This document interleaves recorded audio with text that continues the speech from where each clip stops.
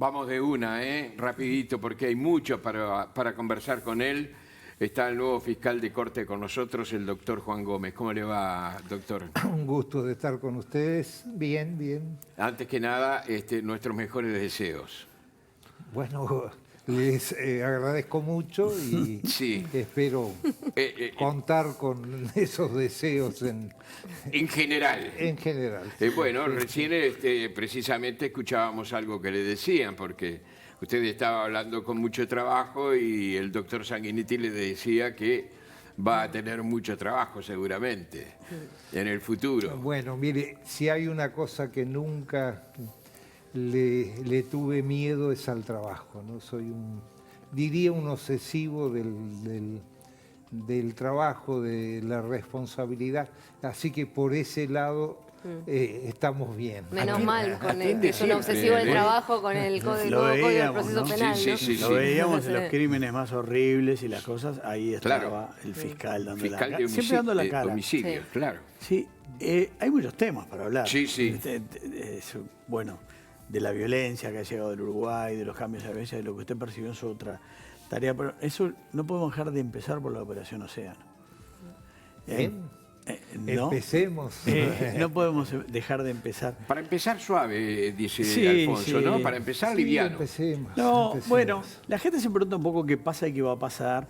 Usted sabe que las defensas de los acusados han cuestionado una y otra vez a la fiscal Darviña Viera. Incluso hubo abogados que ahora han considerado que fue bueno el cambio.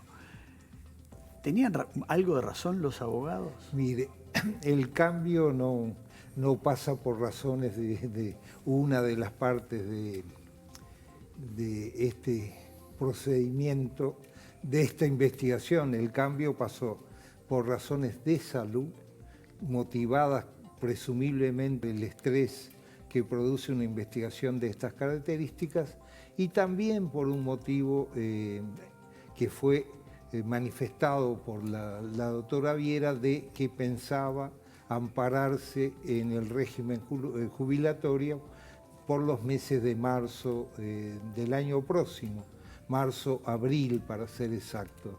Entonces, ahí definitivamente ella está en uso de licencia médica.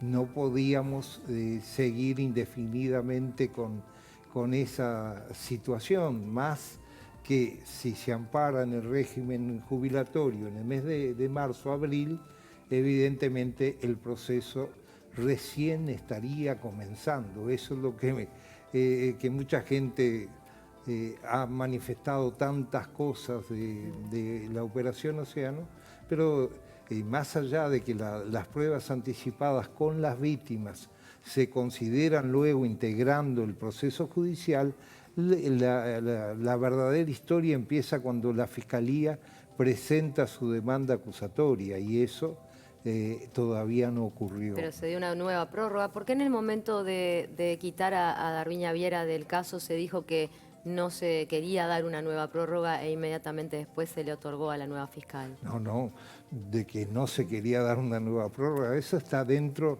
Mira, sería impensable que una investigación de ese porte se pudiera cumplir en un término inferior al que prevé la ley.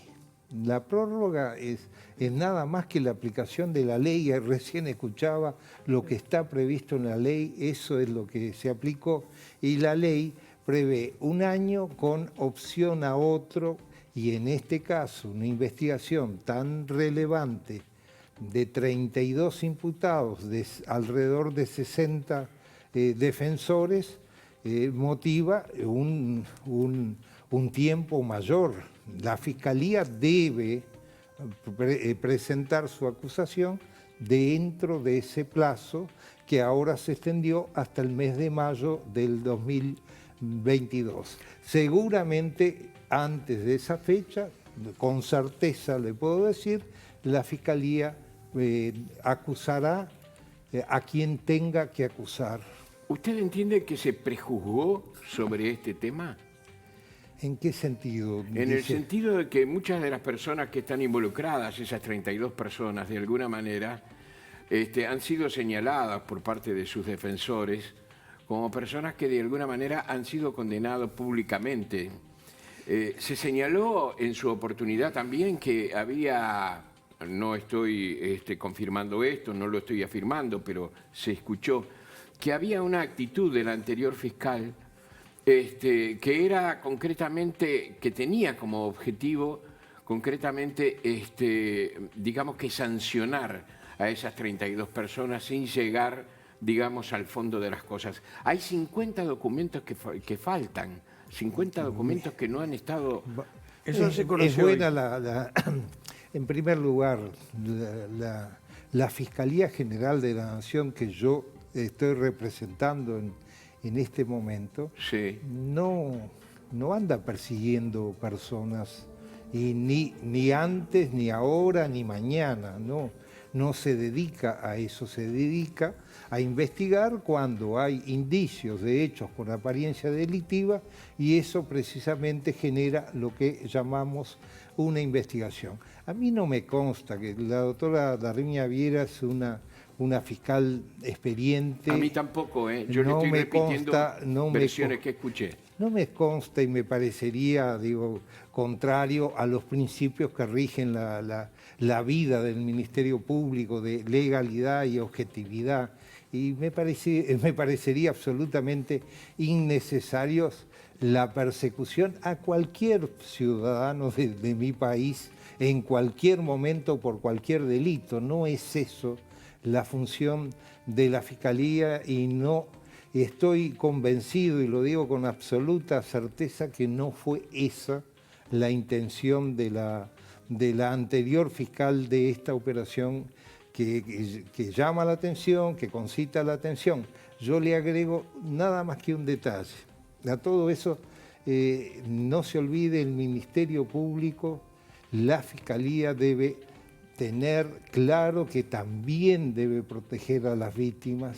Es una obligación legal que debe proteger a quien se considera víctima, y quien se considera o quien está como sospechado en la operación, ni condenado, eso lo dirá un juez con todas las garantías, merece el respeto de la Fiscalía y el respeto a sus defensas, que harán lo que tengan lo que consideren que deben hacer para probar su desvinculación, su inocencia. La Fiscalía hará su trabajo si tiene elementos para acreditar la eventual responsabilidad de esas personas. Es el Estado de Derecho. Tenemos que tener plena seguridad de eso. No se trata ni de andar cazando personas por ahí, ni de andar procurando falsamente acusar a personas. Tenemos que dar la oportunidad de que el sistema judicial se manifieste. Por eso le decía que no se habló de no solicitar una prórroga. Lo que queremos es la inmediata celeridad que también la ley exige, que las investigaciones se cumplan en tiempo, culminen en tiempo. ¿Cuánto va a llevar esto? Y bueno, para la acusación le diría 3 o 4 meses más. Doctor, esos 50 documentos que se dice que estaban como ocultos, que trascendió hoy. Yo no puedo... mire, en primer lugar, esos documentos es una consecuencia del obrar leal de la Fiscalía, absolutamente leal, de buena fe. ¿Cuál fue una omisión constatada por la magistrada judicial, que otorga un plazo de 10 días a la Fiscalía para salvar esa omisión?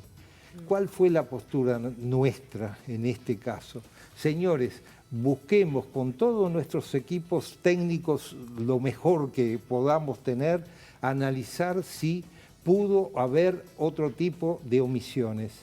Y detectada que hubo omisiones que no son, yo no puedo romper la reserva que la propia justicia. Lo entendemos. En mi caso diría, algunas son bastante muy pueriles, para decirlo de alguna forma, constatadas esas omisiones de que, ¿en qué sentido? De que no estaban incorporados al sistema que utiliza la Fiscalía y que deben estar a disposición de la defensa y también de las víctimas. Constatado que faltaba esto, la citación, tal, se incorporó ¿Desapareció un todo. celular también? ¿Cómo? ¿Un celular desapareció también? No me consta. Yo le digo, soy respetuoso de la actuación de cada uno de los fiscales. Yo no pregunto, a ver, yo le estoy hablando de la generalidad. Y ahí, ¿qué hicimos? Decirle a la magistrada judicial, además de la omisión que usted nos dio 10 días, advertimos esto, lo otro, y está a disposición de las defensas, que me consta que ya en el día de hoy, o desde ayer, tuvieron el contacto con todos esos elementos. Eso es actuar de buena fe, lealtad procesal, que es lo que más pretendemos.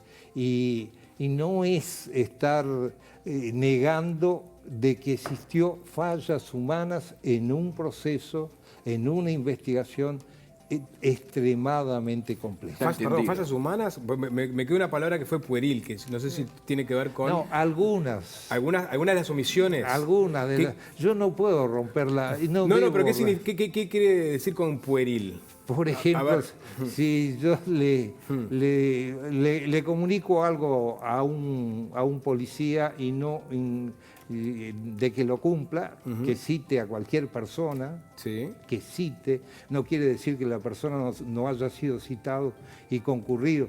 Cuando digo de ese calibre, pero también digo, es admisible el reproche de que eso no estaba, pero digo, no hace la cosa, dice usted.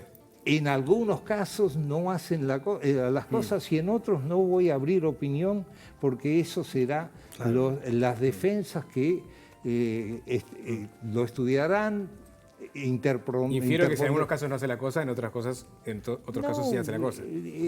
Bueno, mire, para mí todas las pruebas que vaya a utilizar la Fiscalía deben ser puestas en conocimiento de las defensas antes de acusar.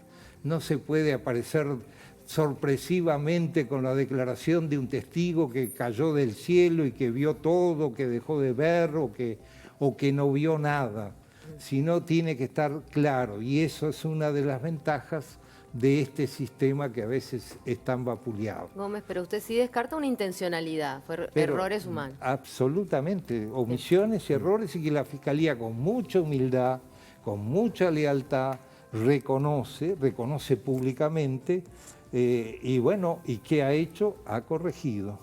Y eso lo ha hecho sin que nadie volviera a decir, bueno, ustedes también omitieron eso que mencioné como pueril o lo que no puede ser pueril. ¿Pero la defensa puede volver a pedir la nulidad por estas omisiones? La defensa, lo que puede hacer la defensa es defender. Es ellos lo que determinarán. Yo, si usted me pregunta una opinión jurídica sobre, no veo ninguna causal de nulidad. En principio es un proceso, una investigación para muchos que saben mucho más que yo, incluso, desde luego en la materia, incluso se discute si la investigación administrativa se puede considerar un procedimiento judicial que admita el recurso de nulidad.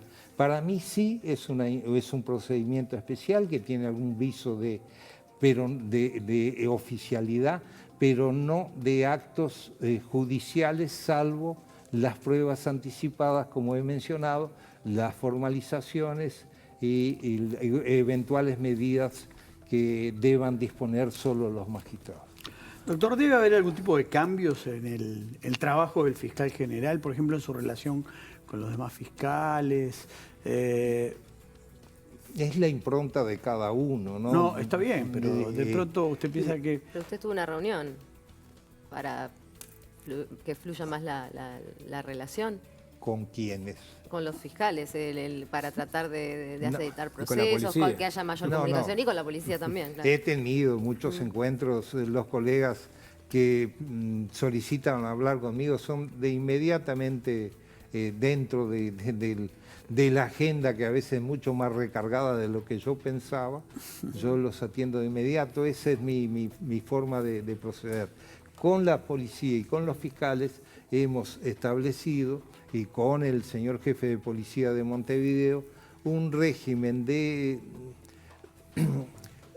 analizar los temas ocurridos en la semana anterior, de diálogo entre fiscales y policías, los jefes de las distintas zonas, para saber si faltó algo en un procedimiento, en una investigación, y terminar con los teléfonos descompuestos, ¿no? De que Claro. la policía tiene la certeza de que estaba toda la prueba y el fiscal puede tener la opinión contraria de que faltó algo que era fácilmente...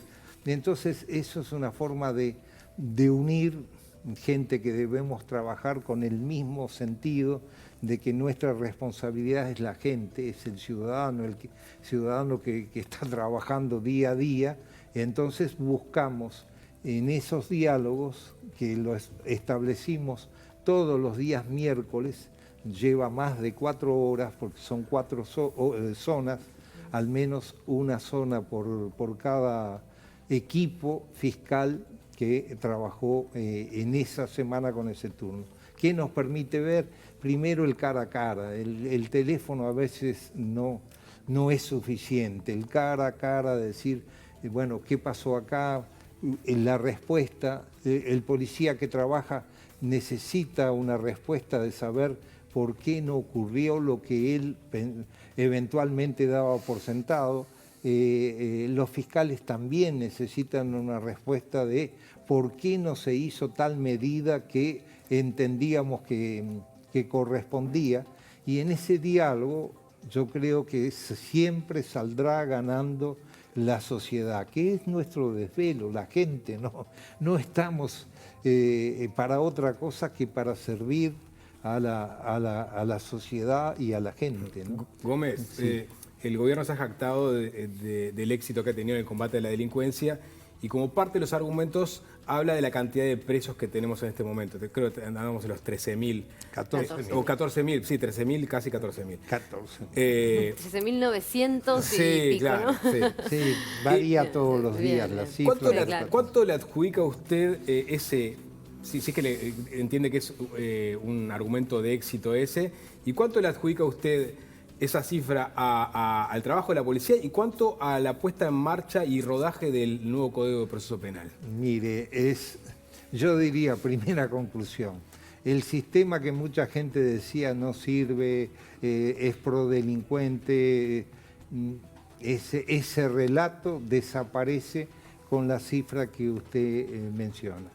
Segundo, habla de un buen funcionamiento de ese sistema y eso supone un buen trabajo de la policía y de las fiscalías, pero también del Poder Judicial, porque acá todos centramos la cuestión en la policía, la fiscalía, no.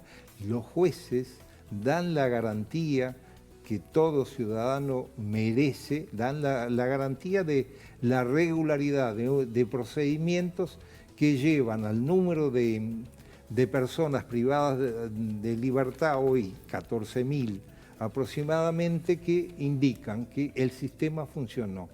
¿Por qué creo que funcionó? Porque el trato con la autoridad policial y quien tiene la obligación de investigar es mucho más directo. Y yo acababa de mencionar que estamos tratando de perfeccionar ese trato que ya es directo. Y bueno, y yo no me quedo muy feliz de decir que estamos en una sociedad que tiene 14.000 personas privadas de la libertad, pero es la aplicación del derecho.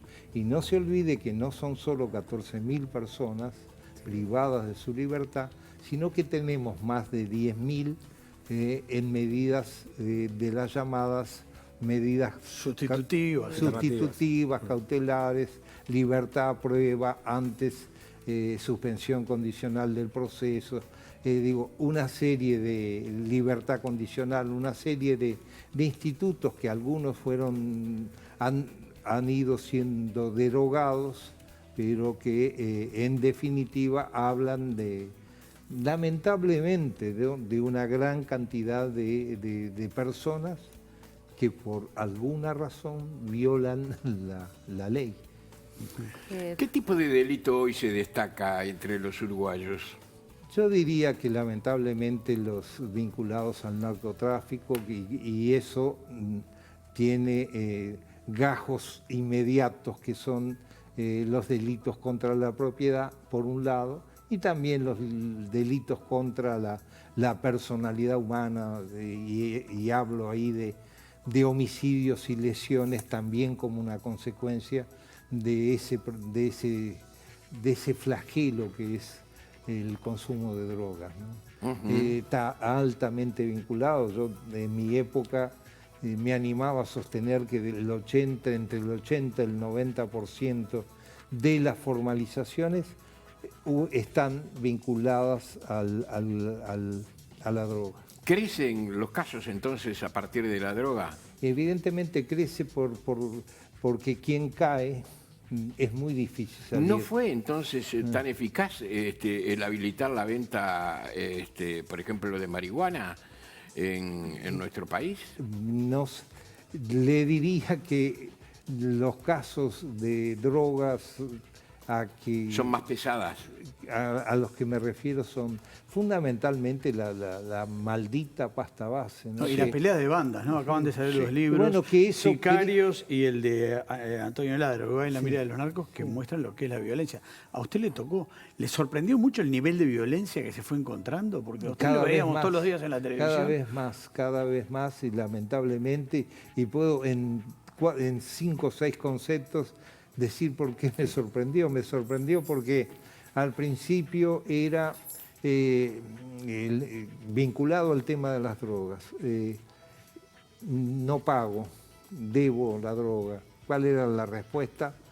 Alguien le daba una paliza o disparos a las extremidades inferiores. Sí, se hablaba que eso tiraba las piernas, ¿no? Y eso rápidamente, en menos de un año, pasó a otro tipo, a cada vez más violencia, y directamente a quitar la vida de personas que están inmersas en ese mundo, y con rebrotes, diría, realmente muy difíciles de entender si hablamos de ser humanos, como desde cortar la lengua a cortar los dedos, sí.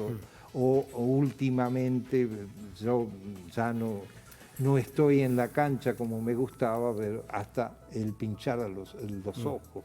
Y matar familiares, sí, bueno, y hasta lejanos. Y el matar decapitar. El matar a gente que quien mata no conoce, no sabe, nunca lo vio. Eso es un síntoma de deshumanización absoluta. Y en esta escalada, imparable, ¿no sería mejor legalizar todas las drogas? Bien, Perdón que le meto esa pregunta tan radical, no, y que seguramente no tenga una respuesta fácil. No tiene. Mi primera percepción, yo le diría que no. El tráfico de marihuana aumentó. Después de la legalización. Apartándose de alguna droga muy liviana para calificarla de alguna forma, bien. La marihuana sí, pero no irías a la legalización de otras drogas.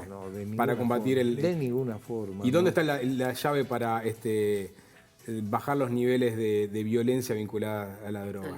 Ya que hemos tenido inflación punitiva, se le han dado recursos a las Fuerzas Armadas, a la policía, en todas partes del mundo, y sin embargo... Es uno de los grandes problemas que tiene cualquier sociedad, y nosotros también, la sociedad uruguaya tiene. ¿Qué hacemos con la gente que ingresa, a consecuencia de lo que hemos hablado, ingresa en una cárcel? ¿Cómo sale? peor. ¿A qué se dedica? Creamos gente sin mañana, de esa forma, Claro. sin nada que hacer en el día de mañana. Y por tanto, ahí está uno de los deberes que tenemos como Estado, es de buscar, yo sé que es difícil, no es fácil, pero no podemos dejar de buscar salidas, y yo no veo otras dos vías para salir que el trabajo y el estudio.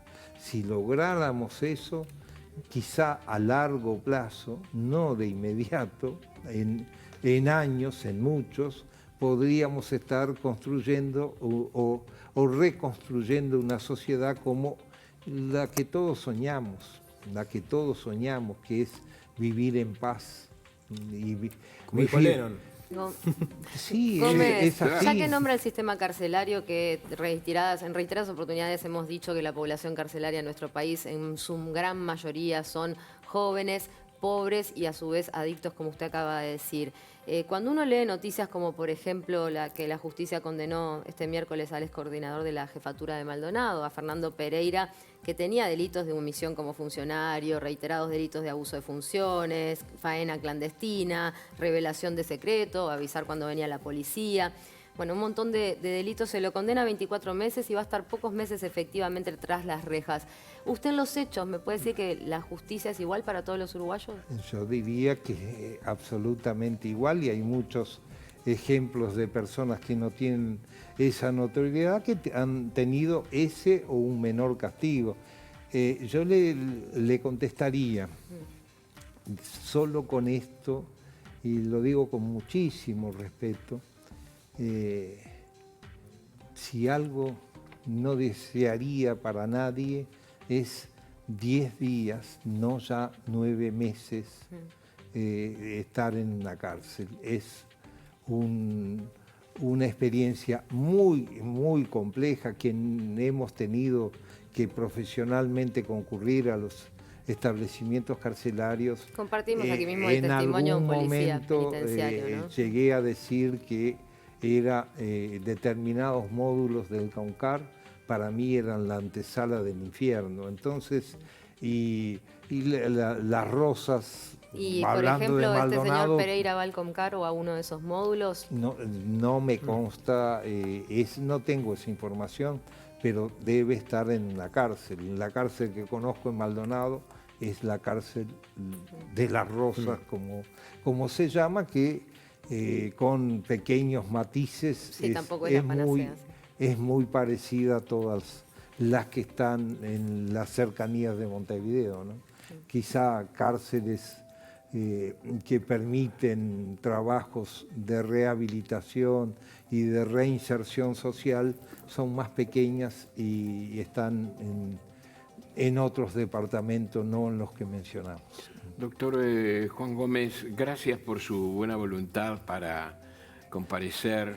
En general, uno de los trabajos que usted ha tomado precisamente ha sido muchas veces evacuar preguntas de los periodistas a propósito de situaciones que no han estado del todo claras, ¿verdad? Y bueno, a veces cuando lo invitamos, como en esta ocasión, tenemos el gusto de recibirlo, pero además el gusto de ponerlo de pronto con preguntas en aprietos, en el sentido de que hay muchas cosas. La vida es así, no. Para mí es un gusto. Yo siempre sostengo, valoro mucho el trabajo que ustedes cumplen, pero son un instrumento, un medio para informar a la gente, y a mí me encanta que la gente conozca la verdad. Sí, eso sí. Es es bueno, sano. Es muy difícil decir esto es la verdad, pero con la mayor buena fe las cosas son así. Los hechos, por lo Sí, menos la los verdad hechos. de los hechos, claro. Los hechos son hechos. Claro. Son hechos. Después se puede Y opinar. ustedes son la vía de transmisión. La gente cree en lo que ve, y cuando los ve indicando pasó tal cosa, eso es una realidad. Muchas gracias por la invitación. Por favor, gracias No, por- gracias a Gracias. usted por venir. y lo del principio, mucho éxito. Son 4 años, ¿verdad? Bueno, en estos 4 años de actividad... Por ahí andaremos y después... ¿Se lo adjudicó? Se queda hasta Sí, 4 años. me dan los 4 años. Termina. No, yo cumplo. Si Dios me ayuda y me da salud, yo no le tengo miedo a la responsabilidad. Así que sí, pero no depende de mí, depende del sistema. Claro, claro. Yo creo profundamente en el sistema político, absolutamente necesario en la vida de un país con tradición democrática y republicana como nuestro querido país. Yo confío que lo que decidan está bien. Y si mañana me tengo que ir, me voy muy contento porque felizmente tengo un nietito que me está mirando y que le prometí que le iba Mándele en beso. algún momento decir, Dante, tu abuelo está acá. Qué fantástico, Beso qué para Dante. ¿Qué edad fantástico. tiene? Y,